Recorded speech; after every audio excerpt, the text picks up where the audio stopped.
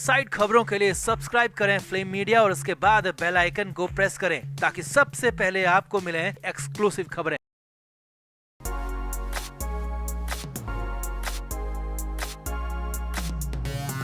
तो दिल्ली और मुंबई में चुनावी मौसम का अलग ही रंग और मिजाज देखने को मिल रहा है। सुप्रीम कोर्ट के आदेश के बाद जेल से बाहर आए दिल्ली के मुख्यमंत्री अरविंद केजरीवाल ने प्रधानमंत्री मोदी और अमित शाह पर भड़ास निकालने में कोई कसर नहीं छोड़ी। केजरीवाल ने तो यहाँ तक कह दिया कि इस बार मोदी अमित शाह को प्रधानमंत्री बनाने की प्लानिंग कर रहे हैं और योगी आदित्यनाथ को मिटाने की प्लानिंग में है। इतना ही नहीं, केजरीवाल ने तो ये तक कह दिया कि मोदी तो अमित शाह के लिए वोट मांग रहे हैं और जनता की आंखों में धूल झोंक रहे हैं। वहीं उधर मुंबई से शरद पवार ने भी प्रधानमंत्री मोदी के खिलाफ जमकर बयानबाजी की और कह दिया कि देश में धर्म के आधार पर लड़वाने वालों के साथ मैं कभी भी हाथ नहीं मिलाऊंगा। तो आपको भी दिल्ली से अरविंद केजरीवाल और मुंबई से शरद पवार का पूरा बयान दिखाते हैं। आप भी पूरी रिपोर्ट देखिए, आकलन कीजिए और अपनी राय कमेंट बॉक्स में जरूर दें।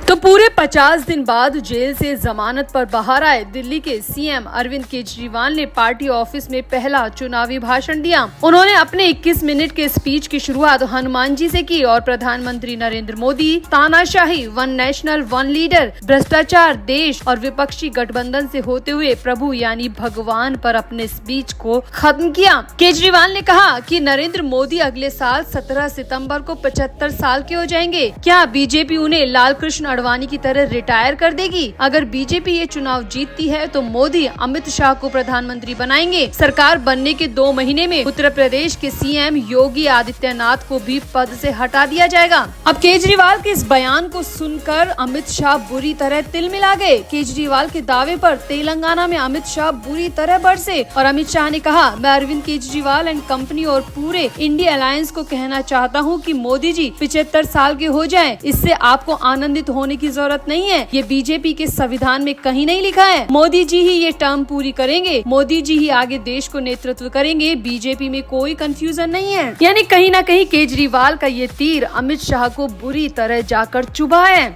आगे देखिए केजरीवाल ने क्या कहा। तो केजरीवाल ने बीजेपी की नीति पर भी बात की। केजरीवाल ने कहा, प्रधानमंत्री जी ने देश के सबसे बड़े चोर, उचक्कों और डकैतों को अपनी पार्टी में शामिल कर रखा है। जिस आदमी को कहते हैं 70 करोड़ का घोटाला कर दिया, उसे ही मंत्री, डिप्टी सीएम बनाते हैं। कहते हैं कि भ्रष्टाचार से लड़ रहे हैं। तुम अपनी पार्टी में चोर, उचक्कों को रख लो और कहो कि भ्रष्टाचार से लड़ रहे हो। देश को बच्चा समझने की गलती मत करना। केजरीवाल ने तानाशाही को लेकर कहा कि लाल कृष्ण आडवाणी, मुरली मनोहर जोशी, सुमित्रा महाजन, शिवराज सिंह, वसुंधरा राजे, मनोहर खट्टर और रमन सिंह की राजनीति को मोदी ने सिरे से खत्म कर दिया और अब अगला नंबर योगी आदित्यनाथ का है। अगर चुनाव जीते तो 2 महीने के अंदर उत्तर प्रदेश का मुख्यमंत्री बदल दिया जाएगा और यही तानाशाही है। वन नेशन वन लीडर ये चाहते हैं और इसी तर्ज पर तानाशाही के जरिए देश को चलाना चाहते हैं। अब दिल्ली से अरविंद केजरीवाल ने जो कहा उस पर तो अमित शाह ने अपनी प्रतिक्रिया दे दी, लेकिन मुंबई से शरद पवार ने भी कोई कसर नहीं छोड़ी। शरद पवार ने भी नरेंद्र मोदी को जमकर सुनाया और कहा कि संसदीय लोकतंत्र प्रधानमंत्री नरेंद्र मोदी की वजह से खतरे में है और वो उन लोगों के साथ कभी भी हाथ नहीं मिलाएंगे जो देश को धर्म के आधार पर लड़वाते हैं, जो देश में धर्म के आधार पर भेदभाव करते हैं। दरअसल नरेंद्र मोदी ने हाल ही में एक चुनावी रैली को संबोधित करते हुए कहा था कि उद्धव ठाकरे और शरद पवार को डुप्लीकेट यूबीटी और डुप्लीकेट एनसीपी छोड़कर शिंदे और अजित पवार से हाथ मिला लेना चाहिए, ना कि कांग्रेस से। अब उसी के जवाब में शरद पवार ने नरेंद्र मोदी को ये सब कुछ कहा है। एनसीपी चीफ शरद पवार ने कहा कि नरेंद्र मोदी के हाल के भाषण विभिन्न समुदायों के बीच नफरत फैलाने वाले हैं, जो देश के लिए बेहद खतरनाक है। जहाँ भी चीजें देश के हित में नहीं होगी वहाँ न मैं जाऊंगा और न ही मेरे सहयोगी कदम रखेंगे। पवार ने दावा किया कि जनमत धीरे धीरे मोदी की विचारधारा के खिलाफ बदलने लगा है।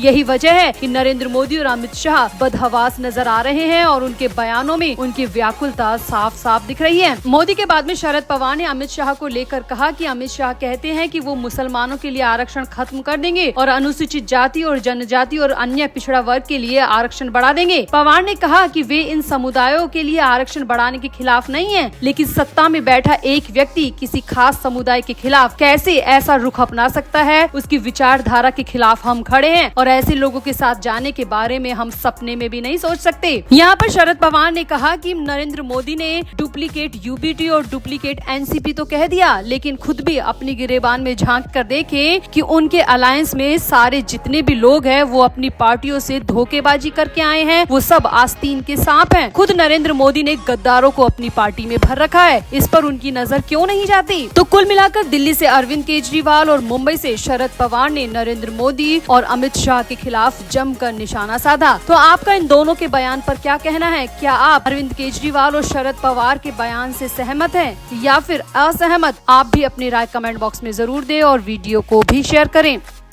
तो महाराष्ट्र के मुख्यमंत्री एकनाथ शिंदे ने उद्धव ठाकरे पर तीखा हमला किया है और उद्धव पर दोगली राजनीति करने का आरोप लगाया। शिंदे ने साथ ही ये भी आरोप लगाया कि लगभग 2 साल पहले जब वो शिवसेना से अलग हुए थे, तब उद्धव ठाकरे उनकी वापसी के लिए शांति प्रस्ताव देने का नाटक कर रहे थे और दूसरी तरफ उनके घर पर हमले की साजिश रच रहे थे। शिंदे ने कहा कि उद्धव पार्टी के संस्थापक बाला साहब ठाकरे के बिल्कुल उलट है और उनकी रुचि केवल अपने स्वार्थ को आगे बढ़ाने में रही है, जबकि उनके पिता हमेशा अपनी पार्टी के कार्यकर्ताओं के साथ खड़े रहे और अपनी बातों से कभी पीछे नहीं हटे। शिंदे ने कहा कि जो व्यक्ति अपने पिता से नफरत करता है, अपने पिता की विचारधारा से नफरत करता है, अपने पिता की हिंदुत्व वाली राजनीति से नफरत करता है, वो भला महाराष्ट्र की जनता का क्या भला करेगा। शिंदे ने कहा कि उद्धव ठाकरे को तो जंगल में फोटोग्राफी करनी चाहिए, वो अपने पिता से बिल्कुल उलट है। शिंदे ने यहाँ पर यह भी आरोप लगाया कि उद्धव ठाकरे ने जब बीजेपी से नाता तोड़कर कांग्रेस से हाथ मिला लिया था, तो उन्होंने मुख्यमंत्री की कुर्सी के लालच में अपने पिता की विचारधारा को त्याग दिया था, अपने पैरों के नीचे कुचल दिया था।